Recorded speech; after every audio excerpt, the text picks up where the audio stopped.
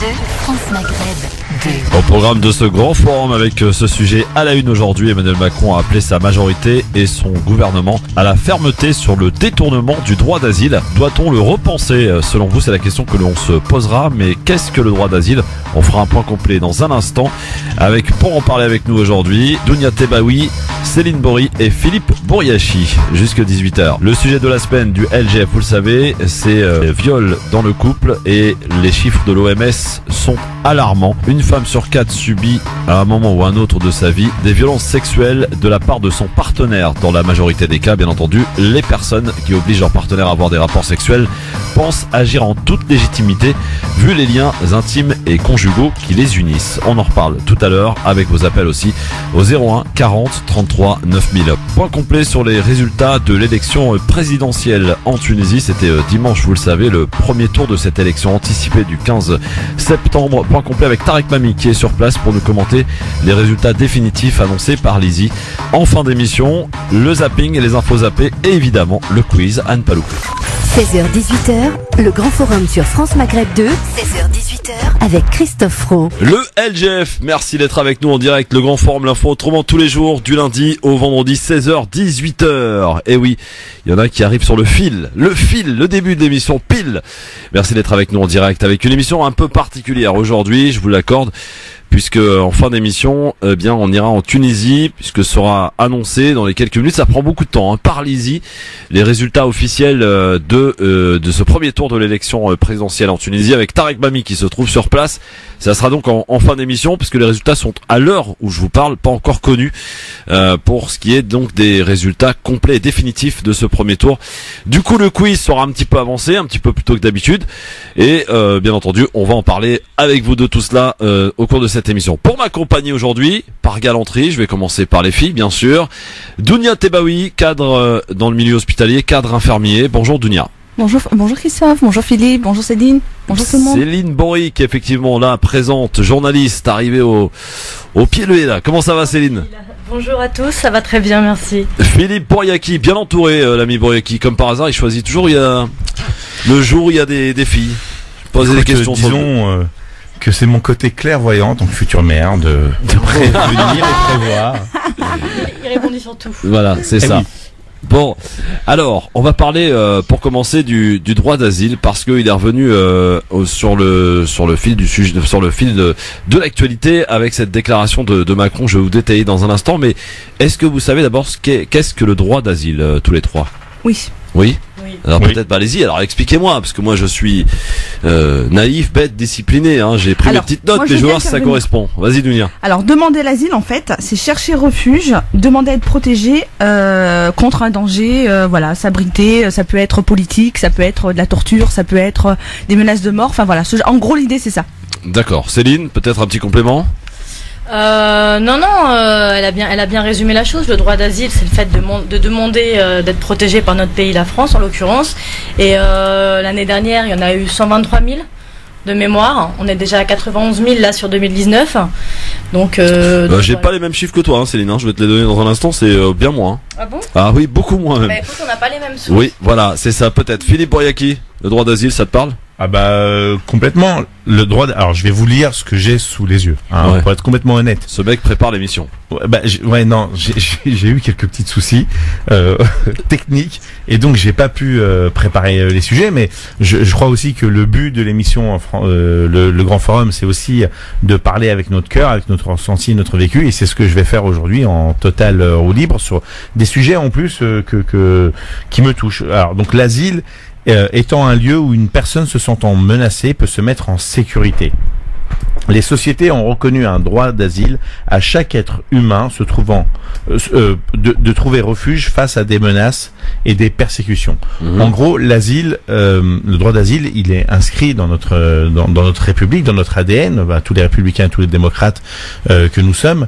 Toute personne à travers le monde vivant l'ignominie suite à des guerres, suite à ses idées religieuses ou politiques, et donc peut perdre la vie ou être torturé ou être enfermé, être privé de liberté, peut peut demander, déjà, formellement, il va fuir le pays, bien évidemment, comme il s'est produit aussi ici en 39, lorsque l'Allemagne nazie a envahi la France, beaucoup ont trouvé refuge et asile dans d'autres territoires, y compris en Afrique et en Afrique du Nord. Je voudrais rappeler qu'en 73, lorsque Pinochet fut assassiné, que la junte militaire a renversé celle de... pardon, pas Pinochet, mais Salvador Allende, lorsque la junte militaire du général Augusto Pinochet a fait une épuration de tout ce qui pouvait être opposition d'hommes et de femmes libres, les Chiliens, pour beaucoup, ont trouvé refuge en France, et il y a une grande communauté dans ma ville, et j'en suis fier que notre ancien maire, Gaston Viens, a ouvert les bras de notre ville à des femmes et des hommes qui ont fui la mort au nom de la liberté. Bon, alors je vais essayer d'apporter un petit complément d'information sur ce qui a été dit. D'abord, il faut savoir que en France, seul l'OPRA et la CNDA qui sont seuls compétents pour traiter des demandes d'asile en France. Hein. Un étranger qui est donc passé par un autre pays européen avant d'arriver en France et y a laissé ses empreintes ne peut pas avoir sa demande traitée en France. Ça aussi, c'est à bien noter. Mais uniquement dans le pays, évidemment, c'est la procédure Dublin, je crois, il est renvoyé dans le pays. Si la France, en tout cas, accepte de traiter sa demande, alors toutes les personnes qui demandent l'asile en expliquant qu'ils ont quitté leur pays pour des raisons économiques et donc vivre mieux en France sont refusées sans solution de régularisation possible. Pour avoir l'asile et la protection subsidiaire, il faut prouver être en danger dans son pays d'origine, craindre vraiment pour sa vie en raison de ses engagements politiques, son orientation sexuelle ou encore religieuse. Tu peux le prouver par exemple avec un mandat d'arrêt délivré à ton encontre, un jugement, un courrier de ton avocat expliquant que si tu reviens tu vas être enfermé ou tué, un article de presse aussi qui te nomme explicitement, un certificat de décès de l'un de tes parents, et c'est donc très compliqué, vous l'avez compris, à obtenir. La MDA ne régularise que très peu de personnes, donc ça il faut le savoir aussi. Rendre les règles plus dures serait de la folie pour un pays qui se dit le pays des droits de l'homme. Le droit d'asile est quand même la marque de fabrique de la France, son honneur, comme le vin, Philippe Bouriaki, c'est touché à l'essence même de la France. Alors quelques chiffres pour l'année 2018, ma chère Céline. 47 314 demandes. D'accord? Ah bah alors c'est pas du tout les mêmes. Ah bah oui. Seuls 8718 ont eu la protection accordée. Voilà. Et les principaux pays concernés sont le Soudan, l'Afghanistan, la Guinée, le Bangladesh, Albanie, République démocratique du Congo, ou encore la Somalie, la Syrie, le Nigeria et la Turquie. Voilà, pour les explications, en tout cas pour ce droit d'asile. Qu'a dit hier Emmanuel Macron? C'est parce que là, c'est ce qui nous intéresse. Face à sa majorité, Emmanuel Macron a dressé les grandes lignes de la deuxième partie du quinquennat. Le chef de l'État a expliqué qu'il fallait prendre le sujet de l'immigration à bras le corps, car ce sont les classes populaires qui y sont confrontées et qui se tournent vers donc ce qu'il appelle lui l'extrême droite. Ce qu'on appelle aussi donc l'extrême droite, le Front National, le Rassemblement National. C'est un sujet en soi donc qu'il faut prendre avec maturité, calme. La France a toujours été, dit-il, une terre d'immigration, a affirmé donc des participants. Le président devant quelques 100 parlementaires et membres du gouvernement. Alors c'est pas pour rien qu'il a pris la parole, puisque ça intervient 15 jours avant le débat à l'Assemblée nationale et au Sénat sur l'immigration, prévu le 30 septembre et 2 octobre prochain. La gauche n'a pas voulu regarder ce problème, a-t-il rappelé. La question est de savoir si nous voulons être un parti bourgeois. Les bourgeois n'ont pas de problème avec cela, ils ne le croisent pas, les classes populaires vivent avec, a-t-il souligné. La gauche n'a pas voulu regarder ce problème pendant des décennies. Les classes populaires ont donc migré vers l'extrême droite.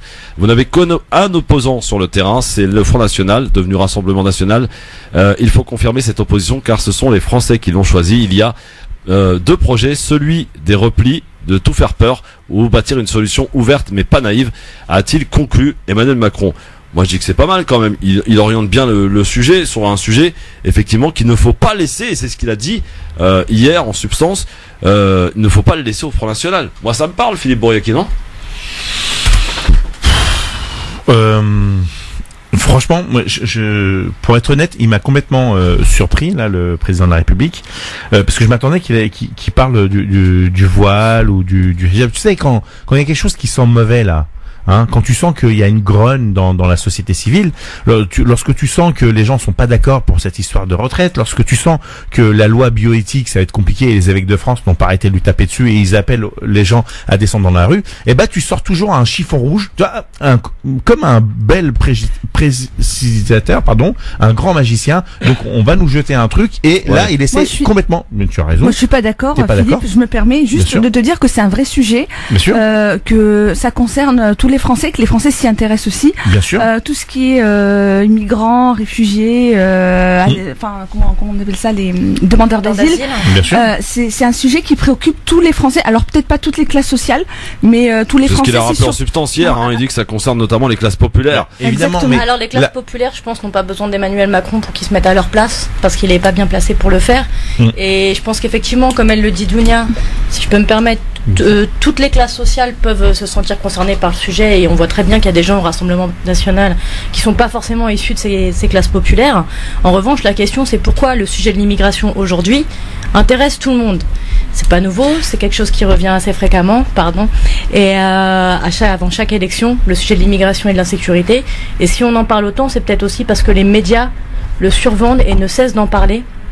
On entend ça tous les jours, donc forcément même quelqu'un dans la Creuse qui est pas forcément c'est bizarre la Creuse. Alors, oui, je sais pas, j'aurais pu dire le Larzac aussi, mais qui sont pas forcément en lien direct avec ces populations issues, ces migrants ou ces demandeurs d'asile, sont préoccupés par cette situation et par cette question, parce que c'est ce qu'on leur vend tous les jours à la télé. Oui. Pardon Dounia, juste une petite précision, et c'est vrai qu'elle a raison Céline quand elle nous dit qu'on nous vend le sujet, alors que quand on regarde de plus près, il est très compliqué d'obtenir le droit d'asile. Dounia, très compliqué. Non, moi, je rappelle les chiffres quand même, seuls 8000 ont obtenu la protection, ce qui est rien. Voilà, 8000 personnes en 2018, c'est pas grand chose. Hein.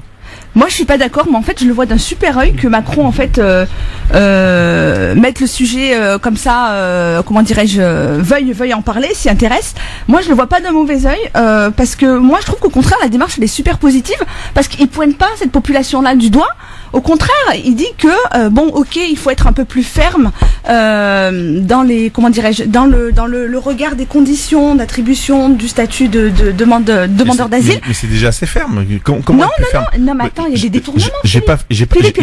Bien sûr, mais on va en parler tout de suite des détournements, parce que j'ai absolument pas fini ce que je voulais dire, c'est que lorsque il y a un souci sociétal, on agite le chiffon rouge de l'immigration aujourd'hui, du droit d'asile, ou des femmes voilées en burkini, donc ça calme. Et ça c'est pas trop la marque de fabrique de Macron quand même. Non, mais le reconnaître. Non, mais tu vas voir. Voilà, il a pas fait non seulement en tant que candidat, mais en tant que président aussi. Ah non, mais il faut savoir reconnaître des choses. Mais on va attendre qu'il termine et puis après on va continuer à enchaîner, c'est pas grave. Il y en a d'autres qui le font pour lui en l'occurrence. Macron est un président de sondage, c'est un président de marketing, je l'ai appelé le président Canada Dry. Macron essaie de siphonner tout ce qui reste à droite parce qu'il y a des municipales et il a besoin des 3/5 du Congrès. Alors je répète pour celles et ceux qui ne savent pas ce que ça veut dire, pour pouvoir modifier la Constitution. Et Macron a besoin de modifier la Constitution.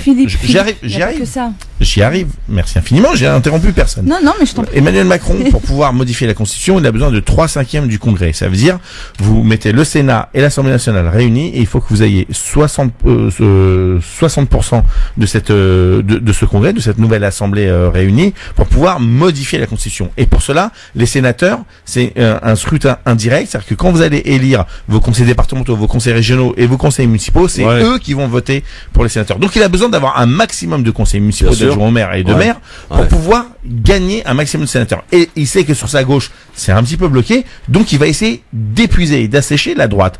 Et les thèmes récurrents de la droite, c'est dès que tu touches à l'immigration, ça commence à leur faire plaisir. Et puis du coup, tu neutralises un petit peu la frange Nicolas Dupont-Aignan, tu vois, les souverainistes qui pourraient se diriger vers le Rassemblement national.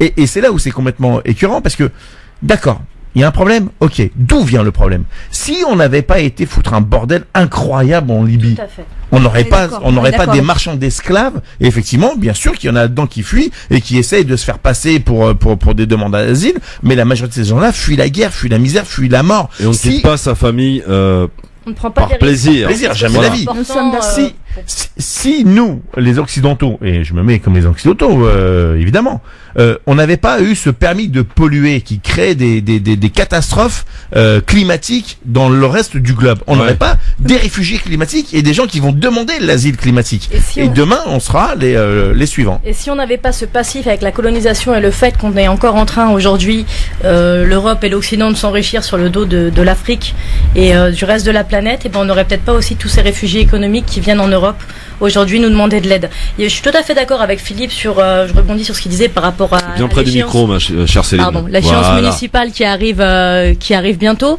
et le fait que Macron veuille ratisser large et plus particulièrement à droite.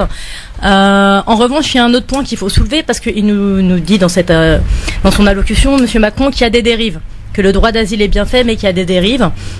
Quand il parle de ces dérives, qu'est-ce qu'il montre du doigt? C'est l'AME. L'AME, c'est l'aide médicale d'État, dont bénéficient actuellement, les chiffres que j'ai pu lire, c'est 330 000 personnes en France, donc qui sont demandeurs d'asile et qui, officiellement en tout cas, bénéficient de cette aide médicale d'État pendant 1 an avec la gratuité. Il y aurait des abus et donc des personnes qui se feraient passer pour d'autres personnes et qui bénéficieraient de ces soins gratuits, des étrangers qui bénéficieraient de ces soins gratuits. Mais en montrant en fait du doigt ce problème avec la ME, ça nous rappelle aussi qu'on est en train de toucher à notre système de santé et à notre sécurité sociale plus largement. Donc c'est avant tout ça qu'il attaque. Derrière tout ça, je pense il a raison de le faire ou pas, Céline? Il a raison ou pas? S'il y a des abus, il faut quand même les dénoncer. Pour moi, la santé doit être une priorité. Enfin, on négocie pas sur la santé, en fait. On négocie pas sur la misère. On ne négocie pas sur la santé. Et aujourd'hui, qu'il y ait des choses peut-être à régler, c'est un fait. Mais on a des personnes qui gagnent plus de 10 000 euros par mois, 15 000 euros par mois, qui s'adressent aux classes populaires, donc à des gens qui gagnent 2 000 ou moins de 2 000 euros par mois, en leur disant que votre problème, c'est en montrant du doigt des gens qui ne gagnent rien et qui sont dans une misère profonde. Mais ce qu'il demande, mais non, mais il dit pas du tout ça. Il dit pas du tout ça. Là, je suis pas d'accord. Alors, vous avez cité des arguments. Je suis d'accord pour le côté sondage, le côté on évite au Rassemblement national de mettre le grappin sur le sujet. Et, enfin, je suis d'accord avec tout ça. Ce que tu disais pour l'aide médicale d'État, je suis d'accord avec toi. Par contre, quand il présente son il présente il y a un problème là. Oui, je sais pas d'où ça vient. C'est doit être Philippe qui a mis encore un. En tout cas, quand il a fait son annonce, il a pas du tout pointé il n'a pas du tout parlé de la santé, de l'aide médicale d'État, etc. Peut-être que ça en fait partie. Peut-être que c'est une des raisons. En tout cas, moi je le vois pas. Moi, je le vois pas du tout comme ça, parce que Philippe, dans ton discours, on a l'impression que tu penses que Emmanuel Macron pointe en fait cette catégorie de personnes. Or, pas du tout. Il y a des détournements qui sont réels. Bien sûr. T'as des gens, des réfugiés économiques qui viennent demander l'asile. Attends, demander l'asile.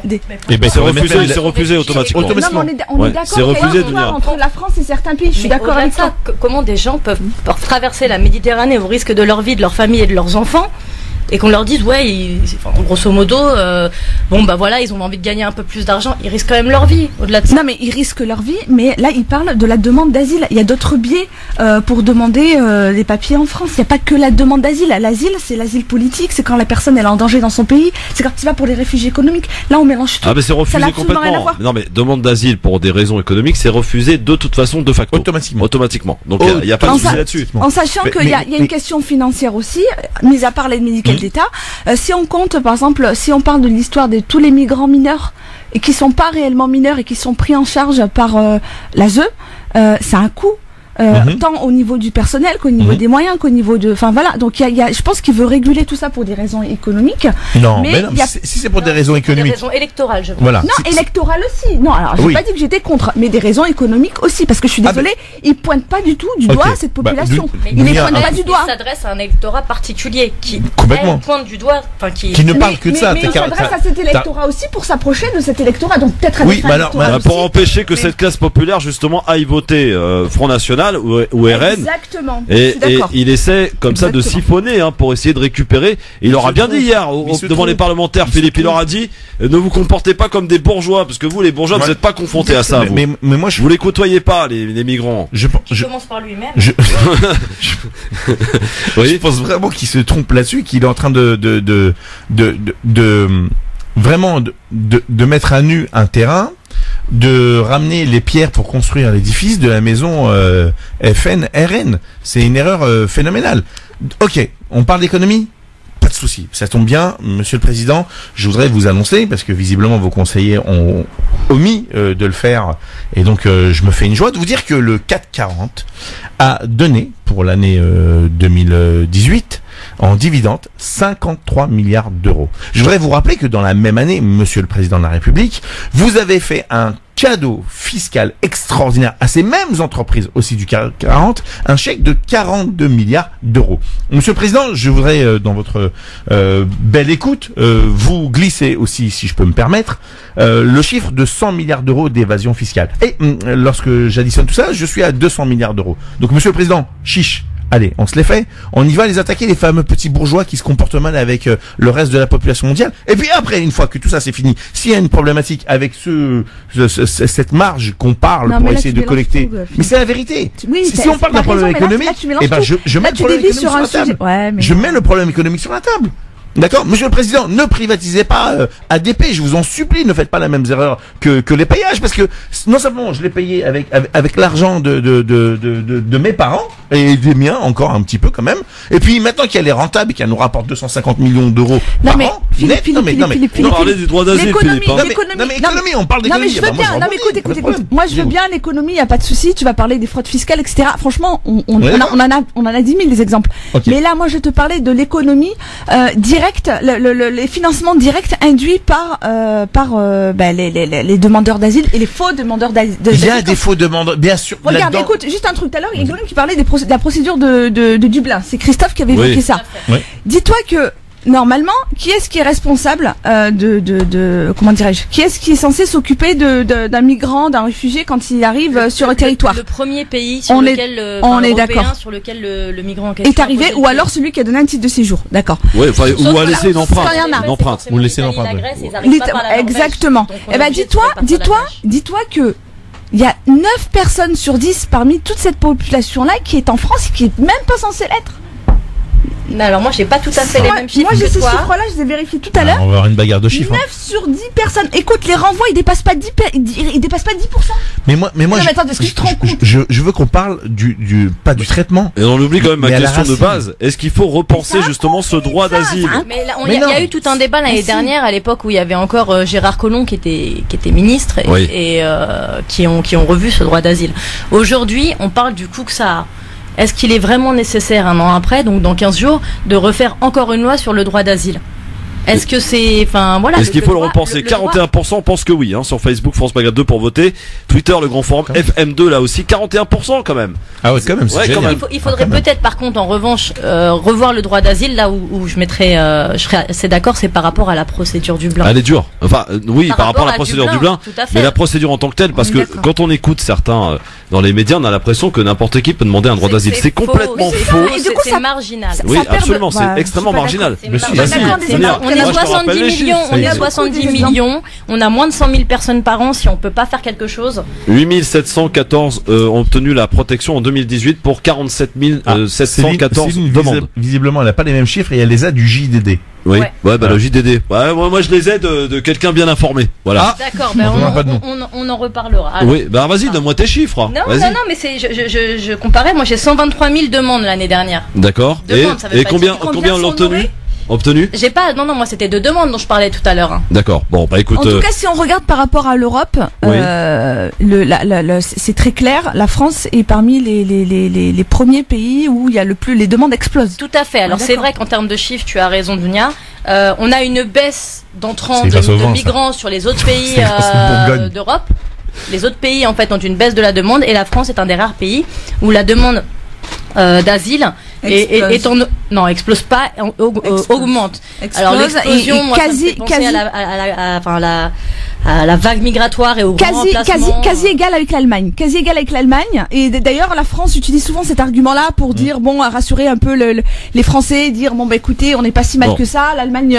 Vos appels 01 40 33 9000, faut-il repenser ce droit d'asile ou pas? Ou faut laisser les règles dans son état?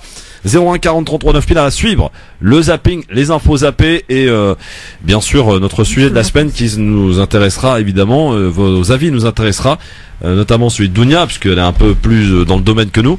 Le viol dans le couple, est-ce une légende? Pas vraiment, à tout de suite. France Maghreb 2, France Maghreb 2. Le grand forum, l'info autrement tous les jours sur France Maghreb 2 avec aujourd'hui Dounia Tebaoui qui est cadre infirmière dans le milieu hospitalier. Voilà, je t'ai remixé ça à ma manière. Voilà, c'est ça. Céline Bory, je remixe rien puisqu'elle est journaliste, tout va bien. Et Philippe Poriaki qui lui est candidat élu. T'es élu ou pas encore? Non, pas encore, mais je crois que c'est tout comme. Mais bon, ça ne saurait tarder. Ça ne saurait tarder. En tout cas, Boriaki, vous en entendez parler. Il se passe toujours quelque chose du côté d'Orly, évidemment. Toujours. C'est sa marque de fabrique si vous le suivez sur les réseaux sociaux, bien sûr. Tiens, Céline, puisque je te tiens, il y a un truc que tu organises ce samedi à Choisy-le-Roi. Et j'avais envie que tu nous en parles parce que on l'a partagé sur les réseaux et ça méritait qu'on en parle. Et je compte sur les auditrices auditeurs pour être très nombreux à venir t'encourager et surtout à venir assister à cette belle soirée que tu nous proposes du côté de Choisy-le-Roi. Tout à fait, on organise une soirée débat à Choisy, donc dans la salle royale qui est juste à côté de la gare, donc facilement accessible. Donc le collectif s'appelle Choisy le thème et l'idée c'est de l'éducation populaire. Donc il y aura dans un premier temps une projection d'un film, d'un court-métrage de Djigui Diarra qui s'appelle Malgré eux et qui traite des contrôles aux faciès, pardon. Et après, on aura tout un débat autour de ça. Il y aura également la présence du rappeur militant Fix Niavo et plusieurs intervenants. Voilà, on va débriefer sur le film et traiter du sujet. Donc venez, c'est samedi à partir de 19h30 à la salle royale à Choisy-le-Roi. Donc c'est à 50 mètres de la gare RERC de Choisy. Super. Et vous pouvez nous retrouver sur les réseaux sociaux, ça s'appelle Choisy le thème au niveau de la page. Mais Philippe qui est juste voilà, Choisy le thème. Ouais, Philippe, oui. Philippe qui est juste à côté de chez moi sera là, j'espère. Non. Comment ça, il m'a dit non. Mais non, mais c'est quand?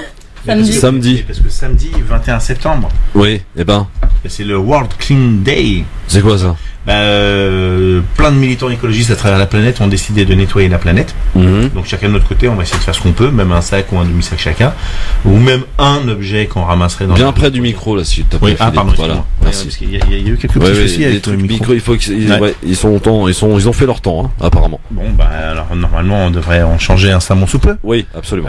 Donc et c'est pas ça. J'ai aussi un Conseil fédéral d'Europe Écologie Les Verts. C'est l'Assemblée nationale d'Europe Écologie Les Verts. Vous avez des réunions chez les Verts? Ouais, dans la secte, on rigole se réunir, c'est normal. Bon. et puis j'ai une assemblée générale, je suis invité au rassemblement des écologistes pour le vivant, le rêve d'Emery Caron. Et donc voilà. Bien. Très bien. Donc Dounia, tu seras à Choisy-le-Roi samedi soir? Non. Pourquoi? Je veux tout savoir, qu'est-ce que tu fais samedi? Samedi soir, j'ai des impératifs personnels. Ah, d'accord. On ne saura pas plus. Donc. C'est pas grave, il y aura d'autres éditions. Exactement. Mais il y aura surtout les auditeurs de la radio. Un vernissage. Un vernissage, un samedi soir. Ouais. 2 salles, 2 ambiances. Ouais. J'ai envie de te dire, samedi soir, vernissage. Bon. Donc ceux qui sont pas trop vernissage, venez à Choisy. Voilà. Choisis le thème sur Facebook. N'hésitez pas à aller rejoindre la page d'événements. Évidemment. On vous propose que des bons plans. Merci en tout cas et bravo, force et courage au collectif. C'est un collectif, non? C'est ça, c'est un collectif. Choisis le thème. Bon, très bien. Force et courage. Je vous rappelle la question du jour. Faut-il repenser le droit d'asile en référence aux déclarations d'Emmanuel Macron hier devant des parlementaires? C'était donc il n'y avait pas de micro, pas de caméra, donc ça a été rapporté par des personnes qui ont assisté donc à cette réunion. Faut-il repenser le droit d'asile? Vous êtes 41% à le penser sur Facebook pour voter. France Maghreb 2, sur Twitter le grand forum FM2 bien entendu. Comme l'émission va être un peu bousculée, on passe tout de suite et sans aucune transition au zapping. Allô quoi. C'est comme si je te dis t'es une fille, t'as pas de cheveux. Par exemple, dans ce collège à Creil, 3 jeunes filles musulmanes. Elle n'est pas voilée parce qu'elle est libre. C'est ça la République. Aujourd'hui, on a des branleuses à 12 ans qui vous donnent des leçons. Il y a des nègres américains qui étaient pour l'esclavage. Elles sont l'étendard du pouvoir religieux. Va dormir pendant au moins 24 heures. Je suis pas venue ici pour souffrir, ok? Oui, c'est ce qu'a dit Dounia avant d'arriver à l'émission. Je suis pas venu ici pour souffrir. Alors, dans ce zapping, ce matin, chez nos confrères de RMC, durant le journal de 8h, la journaliste Céline Kallmann a fondu en larmes en lançant un reportage à propos d'un nouveau féminicide qui porte à 105 le nombre de femmes tuées sous les coups de leurs compagnons, de leurs ex-compagnons.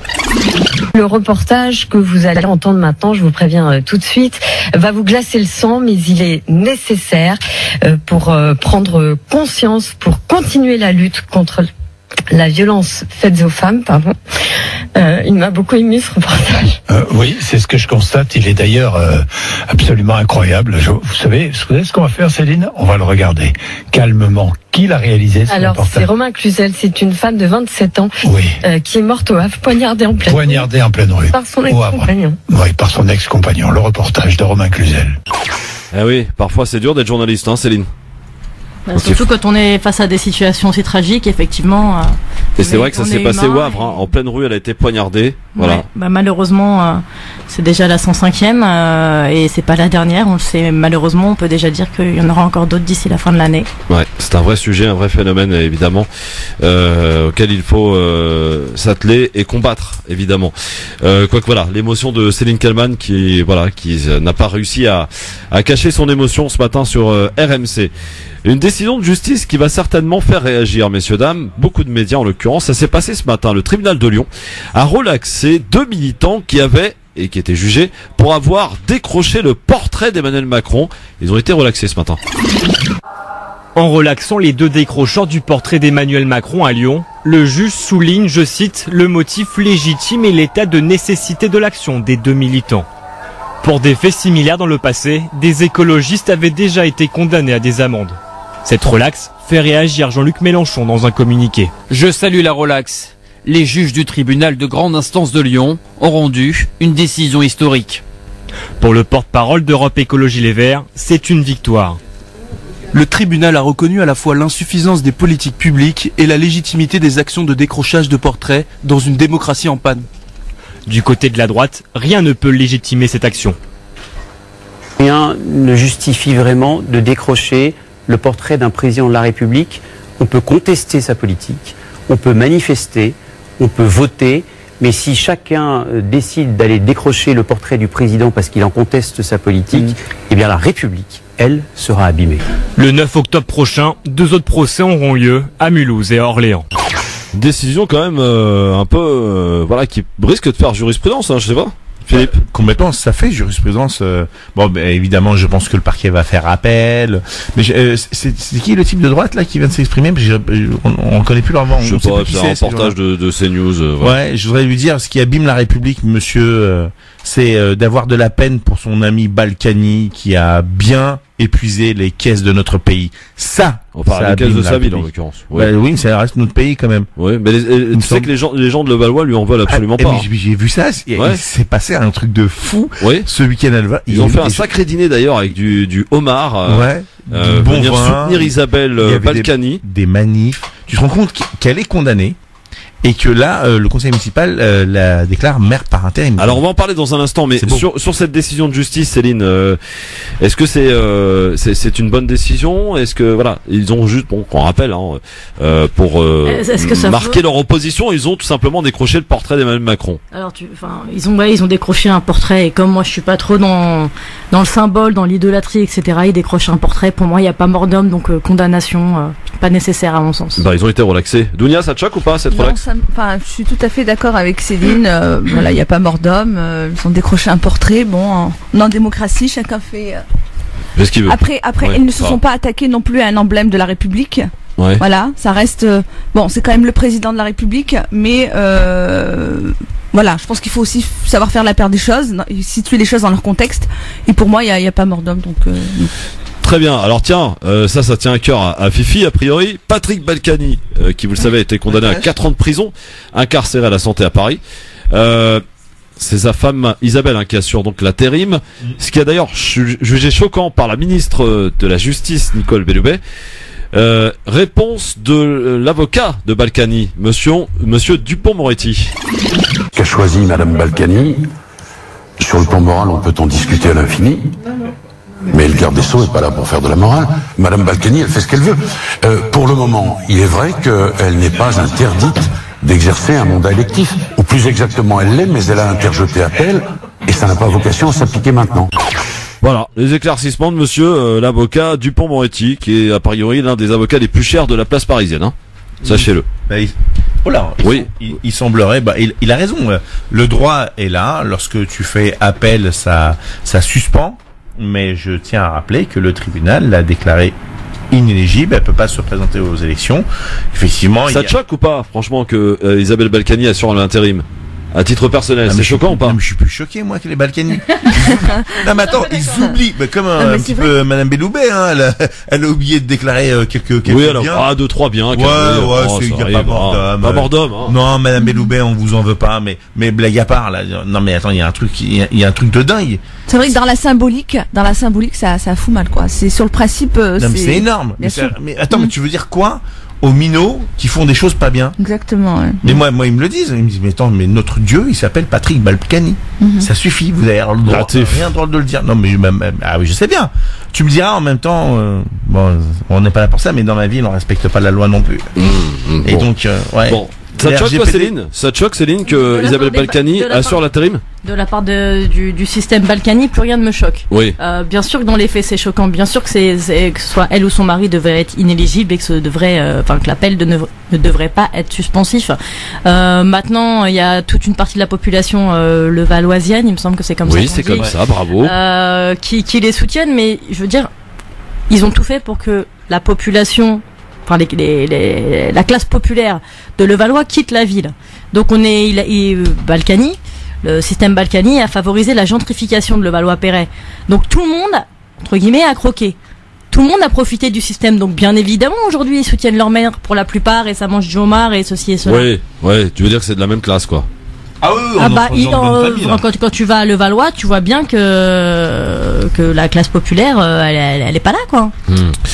Bon, alors, autre chose dans le zapping. Tiens, une petite surprise quant au municipal. Du côté de Montpellier, c'est l'histoire d'un Syrien qui s'est construit, qui envisage donc de devenir le futur maire. Il ambitionne de devenir le futur maire de Montpellier. Présentation, portrait de ce monsieur. Je m'adresse à vous pour vous dire que je suis candidat à la mairie de Montpellier. C'est donc maintenant officiel. Moued Altrad se lance en politique. Il s'attaque à la ville de sa deuxième naissance, comme il aime à dire. Lui, enfant pauvre en Syrie, devenu industriel en France, reconnu au niveau mondial, veut peser à Montpellier. Je suis devenu riche, donc est-ce que pour autant je suis devenu de droite? Je crois pas. Je ne suis pas dans les appareils. J'ai sollicité le soutien de la République En Marche. Il y aura des alliances. Il espère réunir sous son nom le spectre le plus large de la politique, sauf les extrêmes. En Marche est intéressé, les radicaux de gauche déjà là, certains républicains sont des très proches, pas sûr que cela suffise pour l'emporter. Ça va faire bouger les lignes. C'est très bien, je le connais, j'ai lu ses livres. Peu habitué aux choses politiques, Moued Altrad sait que la bataille sera rude et rugueuse. S'il ne gagne pas, il est probable qu'il soit incontournable pour faire ou défaire une majorité. Pas mal quand même. Moi j'ai envie de dire bravo quand même à ce monsieur. S'il réussit en tout cas son pari déjà de se présenter et surtout de réunir tout autour de lui une classe politique assez variée, de l'extrême gauche à la droite, je dis chapeau quand même, hein. Philippe, ça on n'y arrive pas ça, hein, du côté d'Orly. Ah si. Comment ça si. Oui, tu vas t'allier avec les communistes, avec la France Insoumise, avec le Parti Socialiste, avec les LR. Alors, la République En Marche. Non, alors, je vais te dire pour qu'on si on y arrive, c'est pas moi. C'est Madame Jeannaudet, visiblement. Maire d'Orly. Oui, pour l'instant. Hein. Oui, bien sûr. Mais encore 5 pour l'heure, oui. Après, on s'occupe du reste. Écoute, elle fait une alliance avec les socialistes, gauche citoyenne, communistes, avec le soutien de la République En Marche. Donc, tu vois, comme quoi tout est possible. Hein. Non, mais sur ce parcours, sur ce monsieur-là, franchement. Non, mais moi, j'ai vécu à Montpellier. Moi, j'ai vécu à Montpellier. Tu le connais? Je le connais pas personnellement, mais j'ai énormément entendu parler de lui. Oui. Il a construit un super stade de rugby. Ah oui. Il soutient d'ailleurs l'équipe il soutient très très activement l'équipe de rugby de Montpellier. Il a fait beaucoup de choses pour la ville de Montpellier et c'est vrai qu'il a un parcours brillant. C'est un parcours brillant. Il est arrivé avec pas un sou en poche et il a eu une ascension fulgurante. Et il est très connu là-bas et vraiment moi je lui souhaite de gagner ces élections parce que c'est vraiment quelqu'un qui fait beaucoup pour Montpellier et qui surtout a un parcours, enfin il revient de Syrie, il est d'origine syrienne. Oui. Et il est arrivé comme pas dans le même contexte mais comme tous ceux fédérer la France Insoumise et la droite, Je dis chapeau. Alors ça après c'est autre chose. Ça après c'est autre chose. Mais moi je parle de la personne. Voilà. On ne peut qu'applaudir le parcours de l'homme, visiblement, vu ce qu'on entend. Après, il faut voir le programme. Hein. Oui, bien sûr. Bien sûr. C'est au Montpelliérain. C'est pas tout de faire une alliance de la carpe et du lapin, mais ça peut donner des choses bizarres. Ouais, sur la volonté de faire, sur les ambitions des uns et des autres, et en tout cas sur l'ADN des uns et des autres, c'est qu'il faut gouverner pendant 6 ans. Donc si pendant 6 ans ça clash au sein de la majorité, au secours. Impôt zappé, messieurs dames. Allez, tiens, selon nos confrères de Europe 1, il y a quelques mois, les plus proches collaborateurs du président de la République ont inventé une application disponible sur son smartphone. D'après nos confrères, celle-ci traque en temps réel la mise en place des multiples réformes du gouvernement. Cette application n'est accessible qu'à quelques personnes au sein de l'État. Concrètement, sur l'écran, une page par ministère avec un curseur pour chaque réforme. Si la mise en pratique avance bien, la petite barre est verte. Si elle traîne, elle devient rouge. Le rouge de la honte pour le ministre qui n'a pas suffisamment mis la pression sur son administration, explique Europe 1 qui a pu la consulter. Il y a quelques jours, lors du séminaire gouvernemental, Emmanuel Macron a annoncé à ses ministres qu'il n'était pas au courant de son existence et qu'il avait son mot de passe et tout ça sur cette application. Plusieurs ministres se sont pris en tout cas un savon car leur réforme ne se voyait pas sur le terrain, indiquait un participant auprès donc de nos confrères. Qu'est-ce que vous pensez de cette idée d'application pour suivre en temps réel ce qui se passe au sein des ministères? Bonne ou mauvaise idée? Moi je dis c'est bien, franchement faut oser. Startup Nation. Mais c'est pas au président qui devrait rendre des comptes les ministres. C'est au peuple. Ouais. Et on devrait avoir la même application pour le président. Est-ce que le président a le temps d'aller voir effectivement, de consulter, de savoir ce qui se passe au niveau des réformes? Là, ça se passe sur une application. Je veux dire, c'est utiliser la modernité pour voir en temps réel ce qui se passe. Est-ce que le ministre avance bien sur son dossier qui lui est confié, etc. Voilà. Il faudrait avoir une obligation de résultat en fait, comme dans une entreprise classique, y compris pour nos élus, pour nos. Mais la France est une entreprise. Ouais, mais qui tourne pas forcément rond. Oui, bah voilà. Donc peut-être qu'on essaie de trouver de nouveaux outils pour la faire tourner rond. Voilà. Ouais. Dunia, t'aimes bien ce principe ou pas? Mais pourquoi pas, c'est le système Macron. On a bien vu pendant sa campagne que tout était en mode de start-up, numérisé, moderne. Donc oui, pourquoi pas après. Bon, d'accord, je vois que vous n'êtes pas très fan finalement de cette application. Hein. Bon, écoutez, chacun son truc. Hein. On va mettre une application pour savoir si les chroniqueurs arrivent à l'heure dans le GF. Hein. Non, on va rigoler là. Hein. Oui, t'es dans le rouge toi.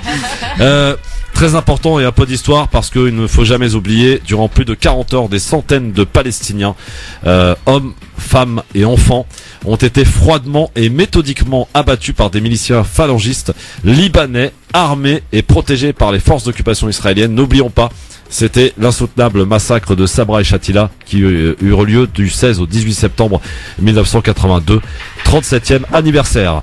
À ne pas oublier, bien entendu, c'est très important, je crois que Céline, ça te tient à cœur ça.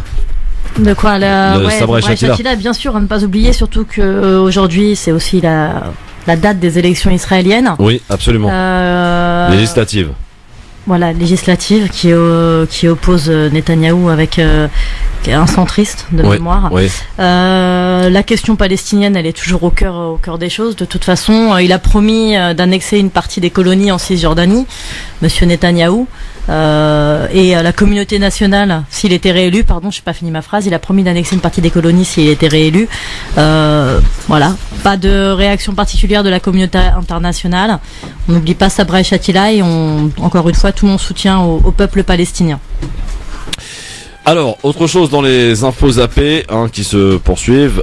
Tiens, l'Iran a qualifié dimanche d'insensé les accusations du secrétaire d'État américain Mike Pompeo tenant ce pays pour responsable d'une attaque de drone contre des installations pétrolières en Arabie Saoudite revendiquées par des rebelles yéménites, rappelons-le.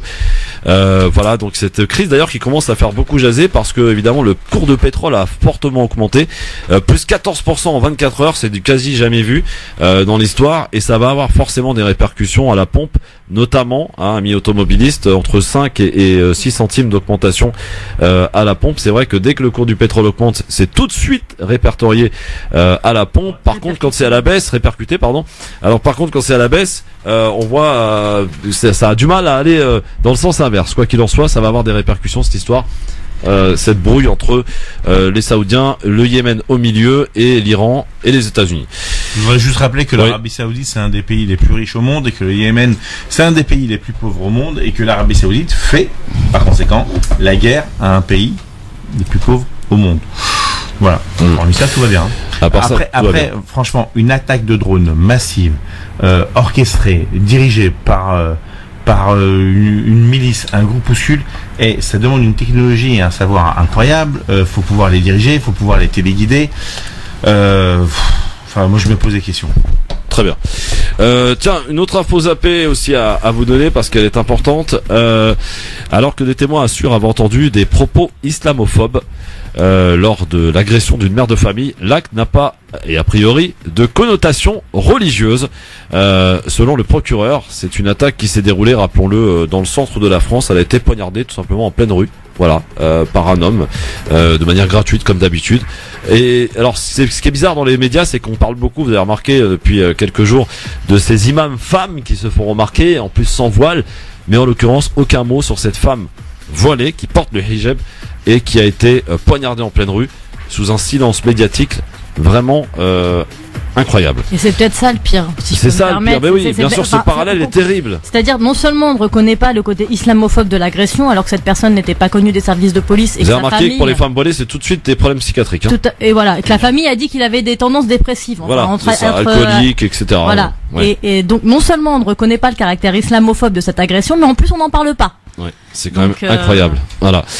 Autre information. Oui. Excuse-moi, moi je suis pas surpris et je veux bien croire que ce type a des problèmes psychiatriques et alcooliques comme plein d'autres avant lui, mais qu'on a immédiatement qualifié de terroriste. C'est ça. Écoute, la semaine dernière, il y a eu cet horrible acte à Villeurbanne. Ouais. À Lyon, Lyon, Villeurbanne, et cet Afghan qui a été maîtrisé par les habitants du quartier, par les habitants du quartier, à qui on devrait en mettre la Légion d'honneur. Et à chaque fois que j'écoutais les chaînes d'infos continues, parce qu'on est obligé de les écouter et on rebondit aussi sur l'actualité et eux ils en parlent.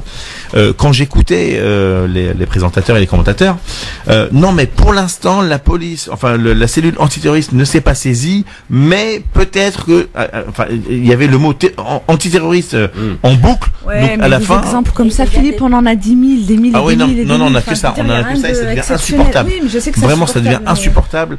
Dernière petite info zappée, et ça concerne les Algériens. Oui, le chef d'État par intérim, Ben Salah, répond ainsi à la demande et à la volonté du chef d'état-major et homme fort du pays, Gad Salah, d'organiser rapidement des élections présidentielles. Elle se tiendra le 12 décembre, sachez-le, date à retenir pour les Algériens. Et il y a d'ores et déjà des appels au boycott. Oui, bien sûr, mais ça c'est logique. Après, quant à savoir s'ils vont avoir lieu, il est quand même, c'est fortement envisageable qu'elles aient lieu, en tout cas le 12 décembre prochain. Des élections, il y en a eu aussi en Tunisie. On en reparlera avec Tarek Mami qui se trouve sur place parce qu'on a du mal, a priori, du côté de l'ISI à communiquer les résultats officiels de cette élection. Ça négocie sec en coulisses. Je sais pas trop ce qui s'y passe. On verra cela à la fin de l'émission. Du coup, le quiz sera un petit peu avancé pour l'occasion. Mais dans un instant, on va parler de ce sujet de la semaine qui nous occupe, le viol dans le couple avec Dounia Tebaoui, Céline Bory et Philippe Bouriaki. France Maghreb 2, France Maghreb 2. Le grand forum l'info autrement avec Céline Bory qui est journaliste, avec Dounia Tebaoui, cadre infirmier, avec Philippe Bouriaki aussi avec nous, futur maire d'Orly. En tout cas, c'est ce qu'on lui souhaite, bien entendu. Inch'Allah. Voilà. Alors, on va aborder ce sujet, des sujets qu'on remet sur la table tout le jour pour permettre d'abord d'avoir l'avis des différents chroniqueurs qui passent chaque jour dans cette émission, pour nous apporter peut-être des éclairages différents selon leur vécu, leur savoir, leur connaissance, et puis avoir aussi le témoignage de vous auditrices, auditeurs, et n'hésitez pas à le faire, y compris de manière anonyme au 01 40 33 9000. Le sujet est lourd cette semaine puisqu'il s'agit de parler du viol dans le couple, et les chiffres sont alarmants. Les chiffres de l'OMS, une femme sur 4 subit à un moment ou à un autre de sa vie des violences sexuelles de la part de son partenaire. Dans la majorité des cas, des personnes qui obligent leur partenaire à avoir des rapports sexuels pensent agir en toute légitimité en raison de leurs liens conjugaux qui les unissent. De plus, il y a des psychologues qui se sont évidemment expliqués là-dessus en disant qu'effectivement c'était voire même un peu plus qu'une femme sur 4. Donc c'est un rapport de l'OMS qui date de 2017. Je pense que Dounia là-dessus, en tant que cadre infirmier, est-ce qu'il y a eu d'abord des cas que tu as rencontrés dans ta carrière d'infirmière? Est-ce qu'il y a eu des cas que tu as eu à traiter? Est-ce que ça reste quand même malgré tout assez tabou?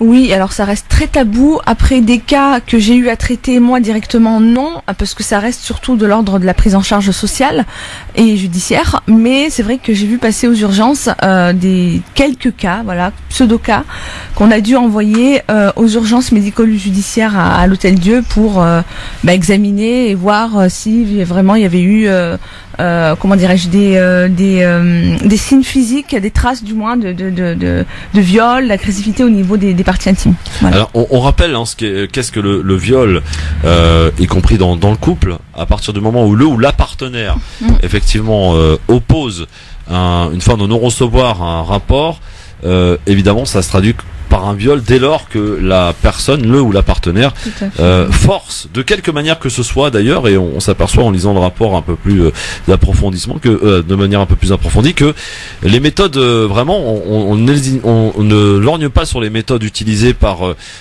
ces violeurs ou violeuses, parce que dans le sens inverse ça existe bien sûr.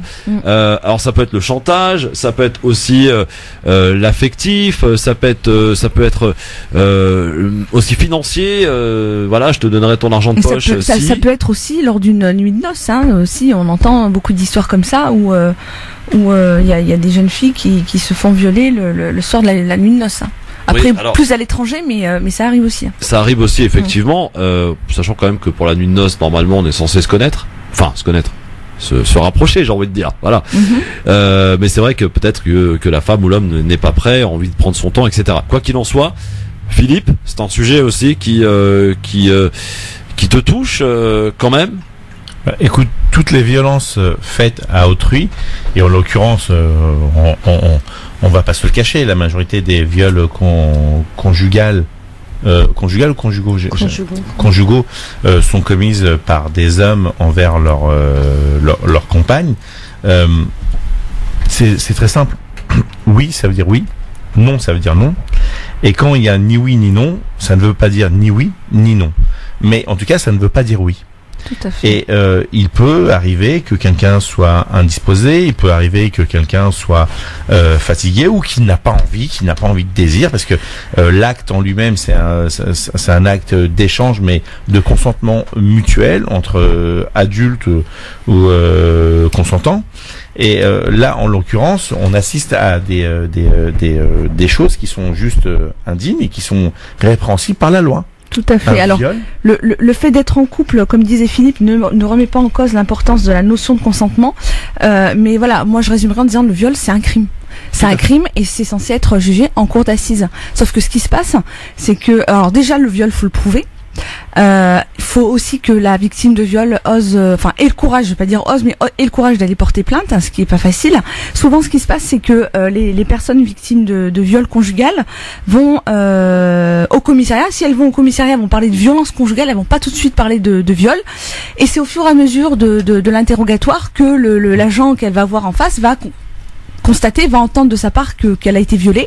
Mais ce qui est le plus dommage dans l'histoire, c'est que ce qui va être entendu au final, en fait, la notion de viol va être, comment dirais-je, tout va être mis sous la notion de violence conjugale.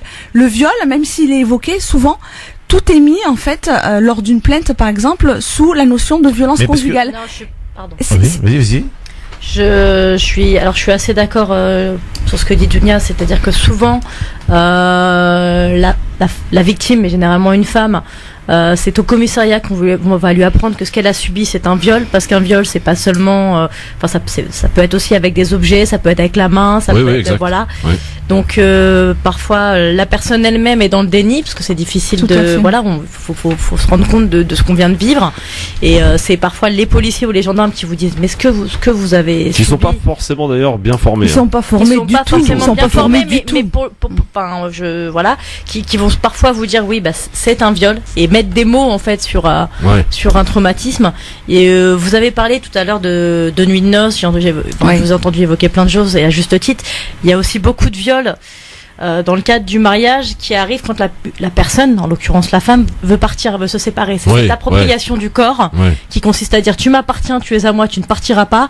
Et quand on dit stop, et bah non. Donc c'est là que les coups tombent. Enfin les coups. Oui. Les coups, en tout cas les violences et le fait d'être forcé. Et justement, donc quand je parlais tout à l'heure du fait que le viol malheureusement, c'est une réalité. Hein. C'est pas moi qui l'invente, c'est pas des fables. Malheureusement, c'est ces femmes-là qui sont victimes de viol conjugal. Bon, faut savoir que le gars, il se contente pas de la violer. Des fois, il y a des coups, il y a plein de violences adjacentes. Et quand elles vont au commissariat se plaindre, c'est mis dans un package. Qui s'appelle violence conjugale. Sauf que la différence, c'est que les violences conjugales, elles sont traitées en correctionnel, et le viol, il est traité en cour d'assises. C'est un crime. Et finalement, la personne n'a pas le, comment dirais-je, la victime n'a pas le. Aidez-moi. Quoi? Aidez-moi. Tu te débrouilles. La victime, elle a pas son, comment dirais-je, elle a pas été jugée, elle a pas obtenu un jugement au bon degré, au bon seuil. De ce qui lui Exactement. Voilà. Et ça arrive beaucoup. Moi, je l'ai entendu de la part de magistrats. Enfin, je veux dire, il y a beaucoup de témoignages comme ça où t'as des femmes qui vont jusqu'au bout de leur démarche, des rares femmes, hein, je dis bien des rares femmes. Et d'ailleurs, il y a beaucoup de femmes, d'anciennes femmes qui ont été violées par leurs conjoints, qui ont témoigné, qui ont apporté des témoignages pour aider justement les autres victimes qui osent pas. Et elles parlent toutes d'une chose qu'elles ont en commune dans leur histoire, c'est le fait que ce soit passé sous comme des violences conjugales, et que ça a été traité en correctionnel, jugé en correctionnel. Non, mais et que ça renvoie à une autre notion, le devoir conjugal. Oui, qui était obligatoire. En 1810 par exemple. Ça n'a rien à voir. Non, mais si. Justement, il faut remonter un petit peu à l'origine. En 1810 par exemple, le droit, enfin le devoir conjugal, était obligatoire. C'est-à-dire que ça devait être pratiqué. Et c'était à partir des années 80 qu'on a commencé à s'intéresser à ce sujet. Et d'ailleurs, c'est dans les années 90 qu'a été obtenue la première condamnation dans le cadre d'un couple de violence, de viol au sein d'un couple. Donc, dans les années 90, on s'en souvient peut-être pour ceux qui étaient nés. Mais aujourd'hui, en lisant ce rapport de l'OMS, qui est quand même alarmant et qui concerne une femme sur 4, c'est quand même incroyable qu'au sein d'un couple on puisse voir de tels chiffres. On peut y lire par exemple que pour certains hommes, entretenir des relations sexuelles avec leur partenaire de manière agressive et violente, c'est ce qui prouve leur virilité, masculinité. Cette idée leur empêche de voir que ces actes constituent en réalité de la violence sexuelle. C'est ce qu'explique donc une psychologue dans ce rapport. 0140 33 9000, et je sais que évidemment c'est vraiment pas facile et pas évident de témoigner, mais si vous pouvez le faire, en tout cas n'hésitez pas, et quitte à rester anonyme. 0140 33 9000. Quoi qu'il en soit, c'est pas parce qu'on est marié avec quelqu'un, avec un homme ou une femme, que bien justement l'homme ou la femme vous appartiennent. Et il faut aussi dire, parce qu'il faut être juste aussi, qu'il y a des femmes ou des hommes d'ailleurs, mais plus des femmes pour le coup, qui vont avoir une relation consentante avec un homme, et qui par la suite, regrettant un petit peu l'acte, etc., risquent de mettre des mots qui peuvent avoir des conséquences dramatiques sur la suite de l'histoire, pour l'homme en l'occurrence, être accusé de viol alors que c'était consenti. Après, c'est la parole contre, voilà, la parole de la femme contre l'homme. C'est pour ça que c'est difficile à prouver. Ça arrive, ce genre d'histoire. C'est rare, mais ça arrive, il faut le dire. Et quelqu'un qui est en colère et qui a la haine pour X raisons pourra user d'un maximum de stratagèmes, y compris malhonnête comme celui-ci. Ça peut arriver, mais ça reste pas la majorité. Il faut aussi rappeler le code civil, qui oblige lors d'un mariage, je parle bien d'un mariage, la fidélité entre les époux. Et donc cette notion de fidélité entre les époux fait, alors peut-être à tort, et ça c'est un autre débat, et je suis pas spécialisé là-dessus, que l'infidélité entraîne forcément, ou en tout cas pour beaucoup, des divorces et la perte exclusive de l'homme. Alors aujourd'hui, c'est plus considéré comme une faute en cas de divorce, il faut le savoir. Quoi? Oui, c'est vrai. Considéré comme une faute. C'est-à-dire qu'il y a eu des jurisprudences qui disent que compte tenu des mœurs actuelles, que ce n'est pas son temps. C'est pas parce que ton mari t'a trompé que tu peux lui demander une prestation compensatoire. Maître Maïgrébi, j'annule ma requête. C'est pas une raison pour le faire. J'ai plus besoin de vous. Non, mais tu vois, mais dans le conscient et dans l'inconscient, lorsque tu t'engages à la fidélité, etc. Il y a un contrat quand même. Mais il est où le rapport avec entre la fidélité et le viol? J'aimerais bien comprendre. Apporte-moi tes lumières. J'y arrive si je pouvais finir mon exposé, parce que sinon on pourrait penser que je suis un homme archaïque, et je peux vous assurer que je suis bien plus féministe que plein d'hystériques avec qui tu peux même pas discuter. Je voudrais juste dire la chose suivante, c'est que certains garçons, certains hommes, lorsqu'ils signent ce contrat de mariage en se promettant fidélité entre les époux, te dit, moi, ma femme, ça devient, et c'est une erreur, ma possession dans l'acte et le désir de soif sexuelle d'un homme, et réciproquement. Et comme je n'ai pas le droit par la morale ou en tout cas par la loi d'aller autre part, au moment où j'ai envie, ma femme doit être disposée pour moi. Sauf que c'est pas le cas, et qu'une femme a le droit aussi de ne pas vouloir, de ne pas avoir envie, elle a le droit de ne pas aimer. Et moi, c'est ce que je dis souvent à des personnes, lorsqu'on n'aime pas, il vaut mieux rapidement dire merci, au revoir, et se séparer, parce que ça peut entraîner justement des violences et des viols. Mais tu peux ne plus aimer quelqu'un, non? Je suis tout à fait d'accord avec ce que vient de dire Philippe. C'est-à-dire que, sauf problèmes physiques, psychiques, etc., qui peuvent s'expliquer, parfois on est face à des couples qui restent ensemble, qui ne s'aiment plus, qui restent parce qu'il y a la famille, parce qu'il y a une de l'argent, tout à fait. Il y a une dépendance financière, c'est souvent du côté de la femme, mais voilà. Il y a aussi la famille, parce que dans certaines c'est-à-dire que vous êtes matérialiste, mesdames? Non, il y a aussi des femmes qui ont sacrifié leur carrière professionnelle pour éduquer leurs enfants et qui se retrouvent dans une position où elles n'ont pas financièrement les moyens de partir. C'est un autre débat. Et puis il y en a, c'est simplement la pression familiale ou sociale qui fait que dans certaines familles, on ne divorce pas. Donc les gens restent, ne s'aiment plus, ni l'un ni l'autre, et des femmes restent 10, 15 ans, voire plus. Alors en l'occurrence, je parle des femmes, et doivent assouvir les besoins entre guillemets de leur mari. Donc comme le disait à très juste titre Philippe, je pense qu'à un moment donné, s'il y a plus du tout d'amour de part et d'autre, avant d'en arriver à là, il faut partir. Il faut partir. Attention, malgré... je ne juge pas les femmes qui restent pour leur choix et une vraie raison. Effectivement, c'est hyper dur. Tu te rends compte? Tu ne peux pas, parce qu'il y a une pression familiale, parce que il y a eu un conditionnement depuis que t'es jeune. Déjà, faut une phase de prise de conscience. Je veux dire, si elle a pas pris, il y a des personnes qui sont victimes et qui ne savent pas que ce que leur fait leur conjoint est complètement illégal. Ils sont dans le déni, en fait. Exact. Enfin, déni ou même, parce que déni, faut le savoir. Quand tu fais un déni. Bon, Yaki, qu'est-ce que tu fais là? Tu es en train de déconcentrer tout le monde. Non, je disais que sur un sujet comme ça qui est hyper sensible, et je peux comprendre la dureté. Et rappelle-toi, j'avais fait un avis tranché en disant qu'on ne pouvait plus rire de tout. Et là, je voulais faire un calembour, et tu te rends compte, je m'auto-censure. Je voulais dire, c'est pour ça qu'il faut autoriser la polygamie. Mais là, ça concerne uniquement les hommes. Mais non, mais tu te rends compte. Mais ouais, obligé. Non, mais obligé parce que non, mais parce qu'il y a des femmes aujourd'hui qui nous écoutent et qui sont dans cette réelle violence.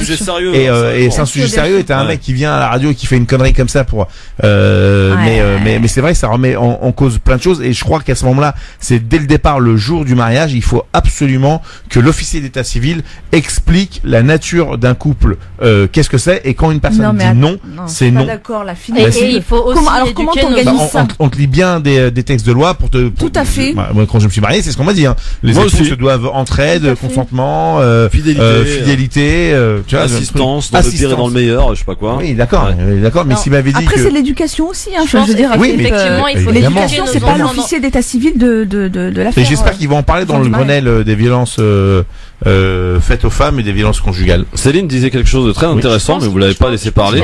Sur l'éducation, justement, des enfants, parce qu'on est en train de préparer l'avenir aussi. Éduquer nos filles et nos fils. Nos filles au fait que leur corps leur appartient et que personne n'a le droit de se l'approprier, et à nos fils à respecter le corps des femmes. Et tout à l'heure tu parlais d'une chose, Christophe, qui m'a fait penser qu'on était aussi dans une société dans laquelle il y avait une pornographie qui était à outrance. Tu parlais des violences accessibles à outrance, et tu parlais de ces hommes. Tu peux tomber sur un film X, hein. Tout à fait. Tu parlais de ces hommes qui pouvaient être violents lors des rapports sexuels, parce que dans leurs relations intimes, parce que ça leur provoquait du plaisir ou autre. Mais il y a aussi ces images qu'on nous jette au visage, qui entrent en jeu, auxquelles des enfants à partir de 10 ans ont accès, enfin tout le monde peut avoir accès sur internet, qui sont hyper violentes et qui dénaturent en fait la vraie relation entre les hommes et les femmes. Et on a toute une génération qui vient derrière nous, qui a été biberonnée à ça. Exactement. Et ça aussi, il faudrait s'attaquer à ce sujet, parce qu'on parlait de la pornographie qui est accessible au grand public, et donc y compris aux plus jeunes, parce que ce problème aussi est relaté dans ce rapport chez les adolescents qui ont leur première petite copine ou leur premier petit copain, et qui ont évidemment pas d'expérience et qui se réfèrent se relatant, se rappelant des images qu'ils ont pu voir comme ça sur internet. C'est pour ça que c'est important aussi de voir, non pas de fliquer, mais de voir un petit peu ce que font vos enfants, vos adolescents en l'occurrence, parce que c'est une période très critique sur les réseaux sociaux, de quelle manière ils utilisent internet. Ils sont dans leur chambre, ils font ce qu'ils veulent, et c'est peut-être bien de temps en temps d'aller voir ce qui se passe quand même. Ça rentre pleinement dans l'éducation. Ah bah oui, complètement, mais complètement. En tout cas, demain, je vous livrerai, selon le rapport de l'OMS établi en 2017, qui rappelle ce chiffre de 1 femme sur 4 qui est concernée par ce viol conjugal. Les différentes techniques employées qui ont été recensées. On en parlera demain avec Faiza Ben Mohamed, avec Abdestamitash et avec Maïssa Leroy, qui là aussi nous livrera son expertise, parce qu'elle est experte en la matière là aussi. Enfin experte bien sûr, parce que c'est son travail. On va passer tout de suite au quiz. Je sais, c'est pas l'heure, mais on va filer en Tunisie dans un instant, puisque ça y est, les résultats annoncé par l'ISI pour ce qui concerne les résultats des élections, de l'élection anticipée présidentielle du 15 septembre sont tombés. Tarek Mami nous les livrera depuis Tunis dans un instant. Pour l'heure, c'est le quiz. Mon cher Boyaki, tu l'as gagné ton dernier quiz, hein? Ah, je l'ai gagné, j'en ai 2. Il me faut absolument ce 3e. Il m'en faut un 4e et un 5e. Il y a une grosse compétition entre Abdeslamitash et moi. Et Enver Dos Santos aussi, attention, hein. Il s'est invité dans la partie. Il est chaud, le mec, hein. Qu'est-ce qu'il veut? Il est bouillant. Ah, il est bouillant. Hier, il a gagné sur le film. Il a gagné. Il a gagné. Il a combien de victoires? Une victoire? Deux. Deux victoires, deux participations, 2 victoires, monsieur. Oh la vache. Alors, je tiens à, je voudrais faire une requête. La dernière fois que j'ai participé au LGF, faute de temps, on n'a pas eu de quiz, donc je me sens lésée parce que je pars déjà avec un handicap. Oui. C'est le moment de te rattraper, ma chère Céline, j'ai envie de te dire. C'est pas nous. Effectivement. Ma chère Dounia, c'est le moment aussi de te faire remarquer dans ce quiz. Éventuellement, je vous souhaite en tous les cas bonne chance. Mes questions qui ont toutes un rapport. Taisez-vous, braquez. Un rapport avec la date d'aujourd'hui. Nous sommes le 17 septembre. Tout va bien jusque là. Et je rappelle la règle parce qu'elle est importante, de bien attendre la fin de ma question avant de répondre, sinon j'enlève le point. On est d'accord? Bien entendu. Ça marche. Première question, attention, c'est parti. Première question, on est en 1979 à Strasbourg. Ouverture d'un premier restaurant, lequel? Un restaurant halal? Non, du tout. Un fast-food. McDonald's. McDonald's. Bravo Céline Bory. C'est en 1979 effectivement qu'a été ouvert le premier McDonald's. C'était à Strasbourg, France. Eh oui. Allez, deuxième question, 1 point pour Céline. Elle est là, Céline Bourri, pardon. Oh là là. Oh là, lapsus. Lapsus. Il va avoir des problèmes avec mon mari. Hein. Oui, non, je te salue, mon ami. Il a vu la vidéo de dimanche ou pas? En tout cas, il y en a un qui doit être content, c'est Abdestamitash. Il doit bouillonner dans sa voiture. Deuxième question. On est en 1986. C'est un drame qui est survenu à Paris, un attentat à Paris. Saint-Michel. Rue des Rosiers. Non, taisez-vous. J'attends. Attendez bien la fin de mes questions. Attention. Non, mais elle peut pas répondre. Hein. Revendiqué par un mouvement qui s'est réclamé à l'époque de la libération du chef libanais Georges Ibrahim Abdallah, demandant sa libération. 7 morts et 55 blessés, on se rappelle. Devant quel magasin a-t-il eu lieu? Rue des Rosiers? Giberjeune. Non. Devant quel magasin a-t-il eu lieu? Tati est une bonne réponse. C'était rue de Rennes en 86. Un partout. Attention. Rien ne va plus. Je sais pas. Troisième question. Je cherche à présent un fondateur des magasins Leclerc, mort en 2012. Édouard Leclerc. Vous m'avez dit Édouard Leclerc. Édouard Leclerc. Qui l'a dit en premier? C'est moi. C'est moi qui Édouard Leclerc. Effectivement. Tu confirmes, Adunia? C'est vrai, mais parce qu'il y a un Leclerc à Orly. Édouard Leclerc, effectivement. Michel Édouard Leclerc était la réponse complète en 2012. Boyaki 2, Céline 1.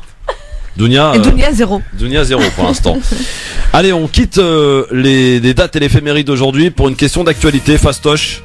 4e question. Comment s'appelle le Premier ministre britannique? Thompson, Boris Johnson. Boris Johnson. Oui, elle l'a fait. Elle l'a eu. Céline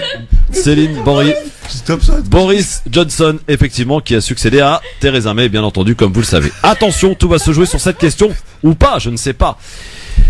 5e et dernière question pour départager Boyaki et Céline Bory, qui sont à 2 points, égalité parfaite. Quel pays du Maghreb se qualifie pour la première fois au JO de Tokyo? L'Algérie. Non. Le Maroc. Oui, elle l'a eu. Elle a gagné. Attends. il y a pas de stop, elle a gagné. Je t'en supplie. Elle a gagné. Comment ça? Le Maroc ne s'est jamais qualifié pour les Jeux Olympiques. C'est la première. Non, je les ai vus défiler au dernier. Non, mais bien sûr. Qu'est-ce qu'il y a? Le Maroc a déjà été qualifié pour les Jeux Olympiques. Bon, alors je rajoute, en surf. Ah ouais, mais non. Ok. Mais non, c'est une bonne. Ok. Ok. On surfe, oui, on surfe. Là, on surfe. Mais je l'ai dit grâce à France Maghreb 2 l'info. Bon, alors. Non, moi je demande aux auditeurs leur soutien total contre cette tricherie. Écoute, je suis pas fair play, je veux pas le savoir. Tu annules le point et tu fais une autre question. C'est pas mon problème. Le Maroc s'est qualifié pour la première fois au JO à Tokyo en 2020, d'accord? Et c'est le Maroc et c'est une bonne réponse parce qu'elle a deviné ma question, Céline Bourri. Elle a été très intelligente. Parce que Christophe et moi, on Voilà. fait de la télépathie. La personne ne pouvait pas répondre avant la fin de la question. T'as pas fini ta question, elle a Non, répondu. non, Tu elle donne le point, tu l'enlèves pas et elle gagne. Alors là, je peux pas gagner. Hein. Victoire de Céline Bourri, effectivement. 3-2 sur Philippe Bouriaki qui vient de perdre son premier coup. C'est le premier que tu perds, hein? C'est le deuxième. Le deuxième. Et ça sera pas le dernier, je crois. Merci en tout cas à tous les trois. Restez avec nous dans un instant. On file en Tunisie avec Tarek Mami pour les résultats définitifs annoncés par l'ESI concernant l'élection présidentielle anticipée du 15 septembre dernier. France Maghreb 2, France Maghreb 2. 17h53 sur France Maghreb 2, merci d'être avec nous et nous partons donc comme annoncé en Tunisie puisque les résultats sont d'ores et déjà officiels annoncés par l'ISI. Sur place Tarek Mami pour nous annoncer donc les résultats officiels de ce premier tour de cette élection anticipée du 15 septembre. On est évidemment en Tunisie. Monsieur Mami, bonsoir. Bonsoir cher Christophe, bonsoir à toutes, bonsoir à tous. Oui, l'ISI vient de donner les chiffres officiels pour le premier tour des élections présidentielles. J'allais dire suspense depuis dimanche soir sur le fait est-ce que M. Kais Saïd et M. Karoui vont bien être les deux candidats retenus pour le deuxième tour par un sondage, par deux sondages, le premier par l'Institut Sigma, le deuxième par un deuxième institut Emerald. Eh bien, l'ISI vient de confirmer à quelques millièmes près ce résultat. Donc, M. Kais Saïd est bien le candidat qui passe au deuxième tour avec en gros 18,8% des voix. Le second est M. Karoui avec 15,5%. Donc, l'institut ou les deux instituts de sondage sortis des urnes n'ont pas été démentis par l'ISI. Monsieur Mami, question, est-ce la première fois dans le monde qu'un candidat élu au second tour est en même temps incarcéré? Alors, je rectifie si vous permettez, cher Christophe. Le candidat n'est pas élu au second tour. Qualifié si vous préférez. Voilà, qualifié pour le deuxième tour.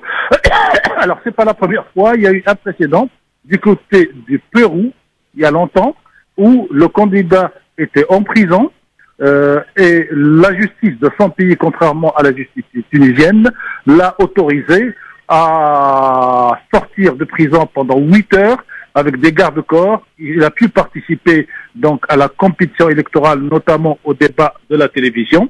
Et après le débat, il est rentré donc en prison. Donc c'est la seconde, sauf que la Tunisie a innové sur 2 ou 3 choses où cette arrestation a eu lieu en gros le 23 août, donc moins d'un mois avant le premier tour, alors que dans le cas du Pérou, la personne était en incarcération depuis une période plus longue. Il n'était pas non plus, lui, condamné, ni au Pérou, ni en Tunisie. Et donc, c'est une première pour la Tunisie et pour le monde arabe peut-être, qu'un candidat en prison participe à l'élection, ne participe pas au débat, et se retrouve au deuxième tour.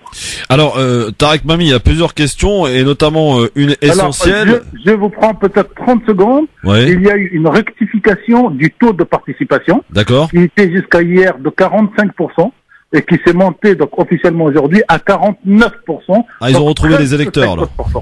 Non, ils ont trouvé des bulletins et des PV pour augmenter le nombre d'électeurs. D'accord. Officiellement, donc c'est 49% de participation et non pas 45. Très bien. Alors, une question qui se pose maintenant, quand on connaît un petit peu le casting qui est offert aux Tunisiennes et aux Tunisiens pour ce deuxième tour de cette élection, dont on ne connaît encore pas la date. Va-t-elle avoir lieu avant les législatives? On parle même de en même temps. Enfin, c'est assez confus, quoi qu'il en soit. Que peut-on dire pour le report des votes? Pour qui le report des votes est-il favorable? Est-ce pour Monsieur Zayed ou Monsieur Karoui? Je vais répondre très vite. La première, il n'y a pas de confusion. Il n'y a pas de confusion. Ce qu'il y a, c'est que il faut qu'il y ait donc les contestations qui vont commencer demain. Et si le délai de contestation se termine et que ça permet de faire le 6, c'est-à-dire le même jour que l'élection, que l'élection législative, donc ça aura lieu le même jour que législative, c'est-à-dire le 6 octobre. Si par contre le recours au tribunal administratif n'est pas épuisé, ça sera fait pour la semaine suivante. Donc c'est un problème de calendrier et de pression calendaire. Pour l'autre question, la bonne nouvelle pour les Tunisiens, c'est que le passage au deuxième tour de M. Karoui d'un côté et de M. Kaïs de l'autre côté va mettre en place une opposition d'idéologie normale et classique entre M. Kaïs, qui est plutôt un conservateur, voire un conservateur profond, et M. Karoui, qui serait plutôt le représentant de la partie libérale de la société. Donc on va voir quelle est la partie tunisienne qui va gagner à la présidentielle. Est-ce que ce sont plutôt les conservateurs ou plutôt, j'aime même pas le mot progressiste, mais plutôt les libéraux, c'est-à-dire qui sont pour la liberté des mœurs et la liberté de l'économie, alors que de l'autre côté, il y a peut-être liberté d'économie, mais il n'y a pas de liberté de mœurs. Alors il y a quand même un paramètre aussi à prendre en compte, Tarek Mami, c'est que Monsieur Karoui est lui connu évidemment, c'était l'ancien patron de Nesma TV, fondateur de Nina Toudis, et aujourd'hui à la tête d'un parti qui s'appelle Cœur de la Tunisie en français, ce qui n'est pas le cas pour Monsieur Ziyed, qui lui n'a pas de parti et peut-être n'a pas d'assises, j'ai envie de dire, en tout cas pour peser sur les législatives. Aucune pour les législatives, donc il ne participe même pas. Le paradoxe, c'est qu'on va rentrer, si c'est M. Kaïs qui est élu comme président de la République, dans une espèce de cohabitation avec 4 grands partis qui risquent d'avoir beaucoup de sièges. Le premier parti, c'est Nahda. Le deuxième parti, c'est le parti d'historien de Mme Abir Moussi. Le troisième parti serait donc le parti de comment on appelle ça. Donc il y a Nahda, il y a Abir Moussi, il y a un qui s'appelle Aïch Tounsi, vie tunisien, et il y a un 4e parti, Tahia Tounes et Nida, mais il y aura des gens plutôt, comment dire, en opposition au président de la République. Par contre, si c'est M. Karoui qui gagne, là la cohabitation sera plus simple, parce que il y aura son parti à lui, Tahia, il y aura probablement le parti d'historien qui serait avec lui, et il y aurait une espèce de majorité, une majorité qui serait plutôt une majorité anti-Nahda que pro-Karoui. En tout cas, si je comprends bien votre analyse, Tarek Mami, il y a un des candidats où ce serait de toute façon de facto une cohabitation et un pays qui pourrait devenir ingérable, oui. Et l'autre candidat qui est quand même, faut le dire, un homme du système, hein, on va pas se mentir, qui pourrait lui asseoir, j'allais dire, une certaine légitimité et de stabilité et voilà, de pouvoir gouverner, voilà. Oui, tout à fait. Voilà. Alors, par contre, aujourd'hui, la société tunisienne, parce que je circule beaucoup dans les cafés et dans le taxi, j'écrirai tout à l'heure un article que je terminerai, que je vais appeler la démocratie de dégagisme. Les Tunisiens disent on a dégagé Ben Ali 2011, on a dégagé ceux qui sont venus après après Ben Ali, avec d'une part Nahda et d'autre part des anciens d'une manière ou d'une autre de Ben Ali qui ont fait alliance avec Nahda. Et donc on a dégagé Ben Ali tout court en 2011 et on a dégagé ceux qui ont pris la place de Ben Ali en 2019. Et donc il faut vraiment regarder la sociologie tunisienne. Ça ne fait que 7 ans que la démocratie est installée en Tunisie. Ouais. Mais en 7 ans, Nahda a déjà mangé son pain blanc. Elle avait 1,5 million de voix en 2011, 800 000 voix en 2014, 400 000 voix pour les municipales de 2019 et aujourd'hui ils sont à 320 000 voix. Allez savoir si est-ce qu'ils vont perdre encore pour les législatives ou pas. Donc vous avez ceux qui sont au pouvoir, sont systématiquement rejetés. Je dirais encore une fois que Jean-Luc Mélenchon et FI en ont rêvé en France. les Tunisiens l'ont fait en Tunisie. Tarek Pami, je rappelle et indique et oriente nos auditeurs pour faire connaissance avec finalement celui qui est arrivé en tête de cette élection et que pas grand monde ne connaît, monsieur Kais Zied. Vous l'avez rencontré, une interview exclusive pour France Maghreb 2 à retrouver sur notre page YouTube France Maghreb 2. D'ailleurs, ça a pas mal été sollicité et publicité, donc tant mieux aller voir qui est ce monsieur et à qui on a affaire. Hein, finalement, c'est important. Monsieur Tarek Pami, merci en tout cas pour... Je termine par une phrase. Oui. Et on a concentré les questions sur YouTube France Maghreb 2 uniquement sur les Tunisiens résidant à l'étranger. Et écoutez les réponses pour les Tunisiens. Pour lui, il n'y a pas de Tunisiens, il y a des Maghrébins. Oui. Il dit les frères et les sœurs tunisiens, algériens, marocains. Pour moi, c'est la même chose. Merci Tarek Pami depuis Tunis pour nous avoir livré donc sur France Maghreb 2 ces résultats de cette élection anticipée présidentielle du 15 septembre dernier. Merci d'écouter France Maghreb 2 où il est exactement 18h.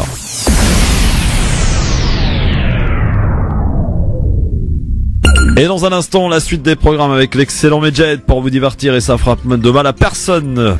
Pour l'heure, le rappel de l'actualité de ce mardi soir. Bonsoir. Bonsoir. 2 attentats revendiqués par les talibans en pleine campagne électorale en Afghanistan aujourd'hui. Le premier mené par un kamikaze à moto à un checkpoint donnant accès à un meeting du président Ashraf Ghani, candidat à sa réélection. L'autre attaque suicide a été perpétrée à Kaboul, près d'un centre de recrutement de l'armée. Bilan au moins 48 morts au total, dont 6 membres des forces de sécurité et 80 blessés. Le prochain président en Tunisie sera un juriste ou un homme d'affaires selon des résultats définitifs. L'universitaire indépendant Kais Sayed et le magnat controversé des médias actuellement emprisonné Nabil Karoui sont arrivés en tête du premier tour avec respectivement 18,4 et 15,8% des voix. En Israël, les électeurs sont appelés jusqu'à ce soir 21h heure française à se rendre aux urnes pour des législatives anticipées opposant notamment le Premier ministre Benjamin Netanyahou à l'ancien chef de l'armée Benny Gantz. Benjamin Netanyahou, depuis 10 ans au pouvoir et sous la menace de procès, il doit comparaître devant la justice dans l'État hébreu le mois prochain dans des affaires de corruption, d'abus de confiance et de malversation. Une nouvelle évacuation d'un campement à Grande-Synthe dans le Nord aujourd'hui. Il se trouvait dans un gymnase, dans des tentes installées tout autour. Une soixantaine de mineurs non accompagnés font partie des quelques 800 personnes kurdes irakiens pour la plupart qui ont été acheminés principalement en région Hauts-de-France vers des centres d'hébergement. Selon la préfecture qui parle de mise à l'abri alors que les associations sur place jugent l'opération insuffisante et prévoient un retour rapide des réfugiés à Grande-Synthe. Des incidents à Amsterdam avant le match de Ligue des Champions du LOSC ce soir sur le terrain de l'Ajax en Ligue des Champions. La police néerlandaise annonce l'arrestation d'une centaine de supporters lillois pour des violences, perturbations de l'ordre public et des tirs de feux d'artifice. La Chine vient de choisir sa mascotte pour les JO d'hiver de Pékin en 2022, nommé Bing Duan Duan, petit pilier de glace. Il s'agit d'un panda dans une tenue de glace. C'est la fin de ce flash. Je vous souhaite une très bonne fin de journée. France Maghreb 2, service, info, musique, divertissement. France Maghreb 2. France Maghreb.